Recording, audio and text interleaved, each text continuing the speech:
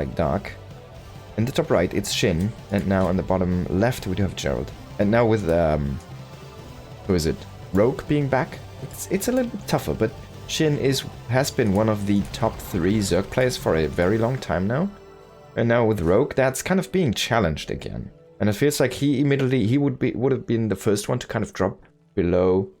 Okay, we have Dark, we have Solar, and we had SHIN. Now we have Dark, Solar, and Rogue, kind of, right? He was kind of the top 3 Zerg. Now he's the first one that's kind of falling off that top 3, where Rogue being back in shape, looking just so strong again. It just feels different when Rogue wins a game or a series of best of 5 against someone like Clem, right? It just looks so abusive, it looks so dominating.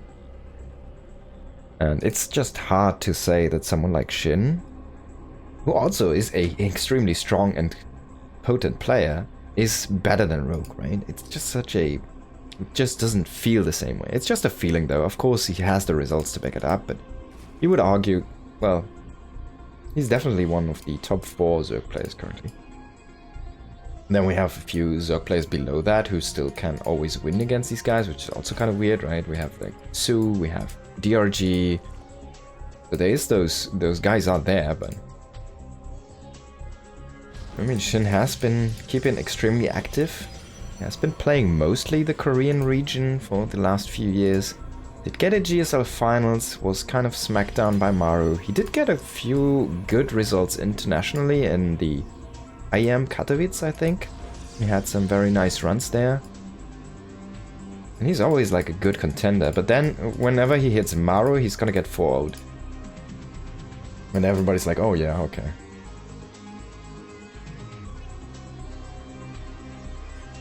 Now, SHIN is extremely powerful in this matchup. He is one of the guys who's kind of keeping on par with max packs in this matchup, which is quite the feat.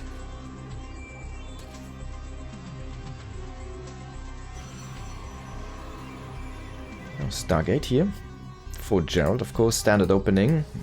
Expecting nothing else here from our blue Protoss.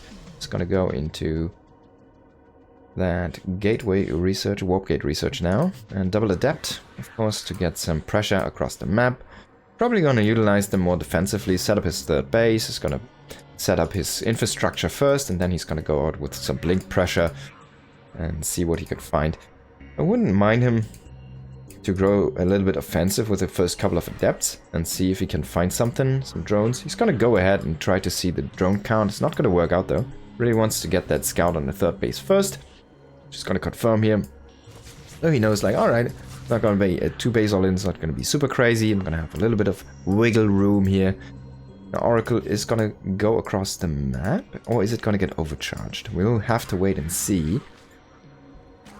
Double adept coming in. He could let this finish, but I guess there's just too many links. 2 queens in position as well. Gonna just walk by this hatchery. He's gonna say hello and shade those back home. He wants to be very efficient, apparently. He only has 1 adept in the wall here. I'm gonna throw down an extra gateway. Does not want to waste more warp-ins on depth, so he's gonna bring these 2 back home to keep this third base safe. Oracle did get overcharged, as we can see on the energy level, and is gonna fly across the map. Kind of expecting just a tech, to be honest. And maybe a stasis ward. Oh, he's gonna pick some creep tumors even. He's gonna unfortunately miss the active one. So that's a little bit of a shame. But yeah, I'm expecting a tech in this natural. Oh, man. No. No way. No way, man. He was being so greedy on those drones. Flanked by 4 queens. That's too much. That's when you know where you have to just go pack up and run, man. Yeah, big mistake there by Gerald. Losing that overcharged energy Oracle. That's a big loss. He's definitely kicking himself for that one. He's gonna make now 3 Oracles. I wonder if that was the plan from the beginning, but he kind of has to make a second Oracle now to get back up to 2. Or like the third one, I guess. Going into that Twilight Forge setup, of course, gonna throw down... Oh, actually, Temple Archives before, so recognizing I lost that Oracle, I'm gonna have a difficult time harassing. Now I need to play this a little bit more defensive. He's gonna try and rush up to Storm, I assume. Now Oracles are gonna be here to help out against these Lings, but nice evacuation there from our Zerg player, running back in the perfect amount of time. Now Lair on the way, 10 more drones, +1 missile, Roach Warren is finished, 4th base on the way, creep is starting to spread out further and further here. 2 drones! Kind of on a weird trip. Now they're gonna go back. Actually more. That was a big misrally on those drones. Now we do see these Lings trying to find the Adepts here. The Adepts did not shade in time, so we might lose 1 or even a couple here to those Lings. Yeah, even 2 are gonna die. He's making more Adepts. This is gonna be an Adept play. He needs to start something from this thing here. This Twilight. Maybe Blink, maybe Charge, maybe Adept Glaives, but he needs something. He's whooping in the first High Templars now, and to get that gas in there first. Dropping that Storm, of course. Trying to identify the situation. What are you doing? But you don't want to lose another Oracle here. You want to have some stasis traps at home. Now if you make that many gateways at your 3rd base, I guess you can just wall this ramp with 3 and then like start some over here or something to do double layer wall. I don't know. Looks like a little bit overkill, but I don't mind it. It's gonna be extremely efficient against Banelings, of course. Oh, this one is a Robo. There you go. He does have 1 Phoenix to poke away these Overlords. That's a cool one. Snatch that Ling. He's actually gonna confirm that kill with these warp-in. Warp-in Stalkers. That's cool. He needs to get the upgrade though. He's forgetting the Twilight upgrade. And he needs to fix that. This is a big issue at this point. He does have... I think he assumes that he has Blink. He's not gonna have Blink, he's not gonna have Charge, he's not gonna have Glaives. He's gonna have Storm though, he's gonna have 5 High Templars, but I'm 100% sure this is a mistake here by our Blue Protoss player. Now he is not scouting this army correctly, and it's already here. Now he's gonna have some nice Storms. He's gonna have a lot of Storms, he's gonna have a lot of nice Storms as well, but losing all of these High Templars. And he only stormed Roaches, he didn't even kill most of them. Now the Ravagers are still here, he needs to warp in Stalkers, but he doesn't have Blink. And he just notices now. He's like, oh, kurva. Why did I not click Blink? See? Now can you defend this without Blink? I don't think so. It might just be too much. He's pulling back so far in his natural, and this is gonna be difficult to push out now again.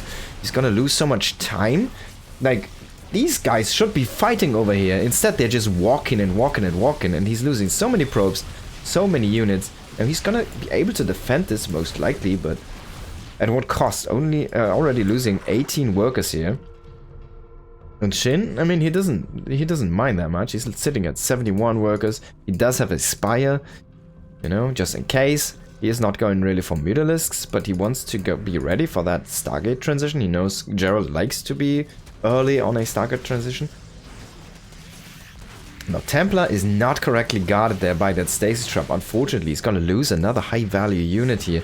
Gerald is looking a little bit flustered. Not having that Blink is gonna cost him maybe that game.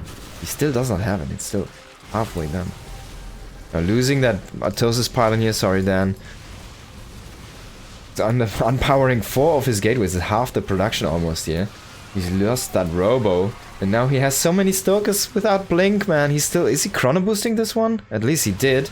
Now he doesn't have another chrono boost on it right now. He needs to execute it perfectly on the micro here on this battle. But he's gonna lose the Nexus now.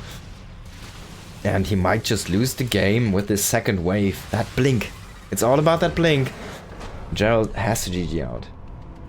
Kurva, man. That was a kurva moment.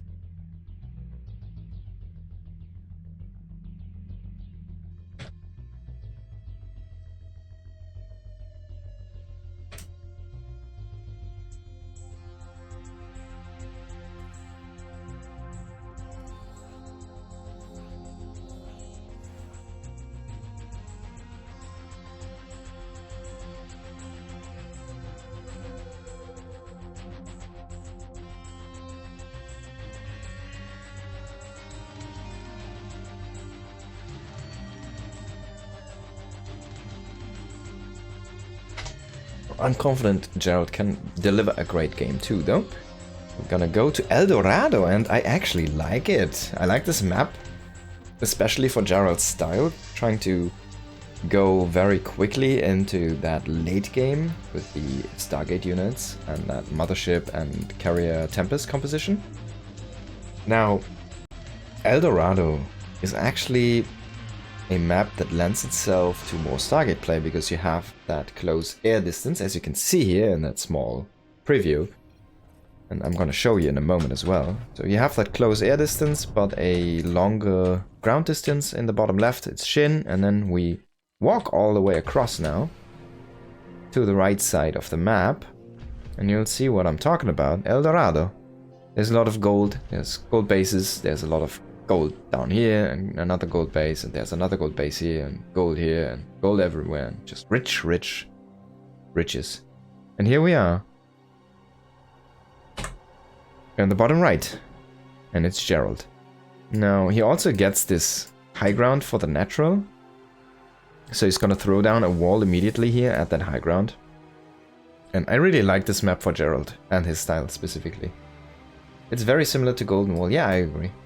Of course, these maps, the more you make them, the more they look similar, of course, but I think this is a great map for Gerald and his style, so let's just wait and see how he wants to play this. He might just go full 360 and play like a Dark Templar opening or something. It's something he likes to enjoy as well.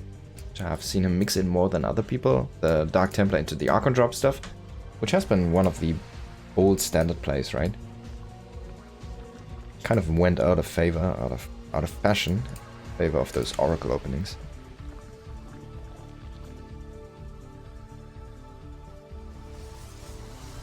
Gonna throw that down at quick Nexus here, and then he's gonna wall this up.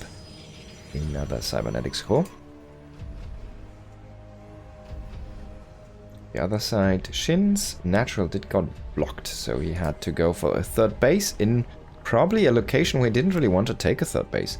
As a Zerg player, you kind of want to take your natural, and then you want to mine out these areas and take a third down here so you can immediately push down into this fourth. It's a mineral heavy kind of expansion pattern because you will lose that gas access here if you go from the backdoor area into that gold, and you will get like the gold income, so it boosts your mineral like double kind of in comparison to your gas, but this would have been the optimal kind of expansion pattern. Now, Shin didn't really flinch an eye.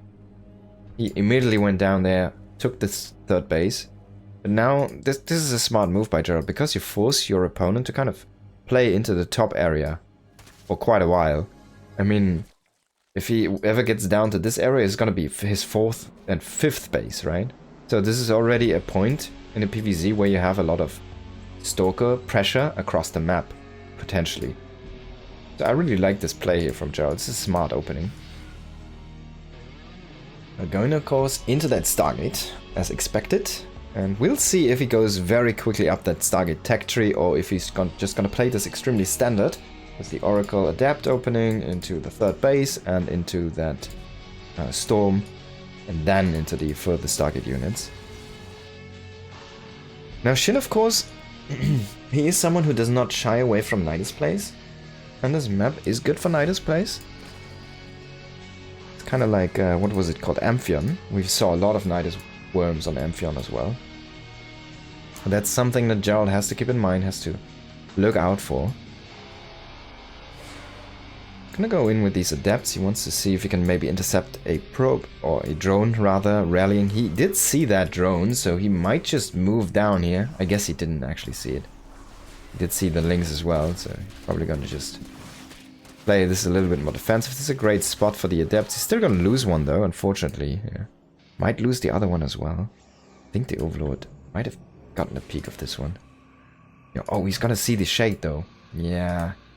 Now he's gonna chase that one down. He knows it's here, but he's kind of waiting with this, with the Orca, man. That's a great move. He was waiting on that high ground, so it was hidden. That was really cool, making this way more costly than it should have been here. And he's still gonna get a drone. It's a nice snipe, and then he's gonna go into that main base and get some scouting information. He needs to be careful though. I'm not sure if there's actually dead airspace here. It might be kind of here, but It's very small. Gonna throw down a stasis ward. This is gonna get killed, most likely even. Yeah, with that detection now. And he's gonna recall. Taking no chances on that Oracle. Love the choice. He does have a second Oracle at home, and he's going into a Phoenix already. Twilight Forge follow-up, so this is gonna be the standard play.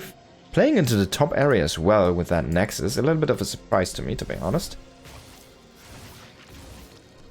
But nonetheless, a very good opening here for Gerald so far. And Phoenix is gonna deny further scouting, is also gonna keep him safer against those potential Nidus worms. Now Lear, finally, gonna get fired up here by our Zerg player. Oh, focusing on that low Oracle. Some nice control here. And starting to mine out these mineral blocks. So, as I said earlier, SHIN really wants to push into this area. Getting 4th and 5th base up. I mean, with 3 bases, you can just go for the gold immediately, because you don't really need that excess gas. He has 6 geysers, he can be fine on 6 gases for quite a while. It's not like he's playing 4 base muted or something, where he needs like every ounce of gas he can get. 3 gases is gonna be fine for quite a while, as I said. Already taking all of these. Sorry, 6 gases. 3 base gas.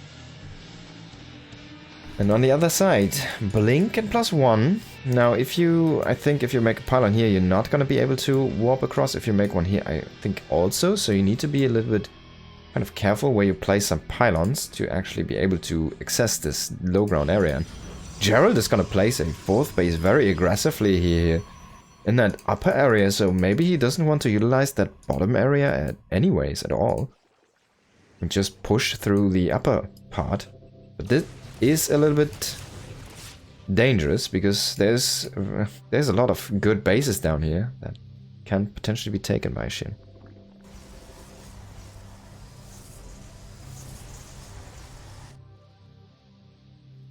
Storm on the way. Another Phoenix. Very interesting here. A drop Overlord. And probably gonna be some Queens, which he's gonna bring with him. And that Overlord speed. Yeah, I'm kind of assuming a full Queen drop. Some anti-air defense basically. And there you go. They don't have energy though. That's a little bit weird to me. But that's gonna be it for him. And then he's gonna go across with Roach speed and +1. About to finish here in a moment. And some Roach Ravager. Now he always has this to fall back onto. If this doesn't deal enough damage. He's only sitting at 69 workers. Nice, but not enough to play a long game. So he needs to get damage done. These Oracles are powered on. And that's a lot of wasted energy here. Already losing that stasis trap not set up. And Gerald a little bit flustered. This attack coming in way earlier than he expected. Did not get the correct scouting information. And now he's sitting on just 2 little units and too many probes. This base in the on the low ground is gonna get killed most likely by these roaches here in just a moment. This time he has Blink, but he was already transitioning into that fleet beacon. Kind of expecting a little bit more of a defensive play here from SHIN. SHIN is gonna just say, no, I love my +1 roach pushes, and you'll have to deal with this one. Now, can Gerald make the defense happen? Losing so many workers, but it doesn't matter if he can keep these Nexi alive. If he loses this one, though, and if he loses this one, the game is going to be over. And yeah, Gerald is just going to tab out because he knows his chances are very slim in defending this one. Losing too many units already. SHIN is going to take this series and is going to play against Trigger next.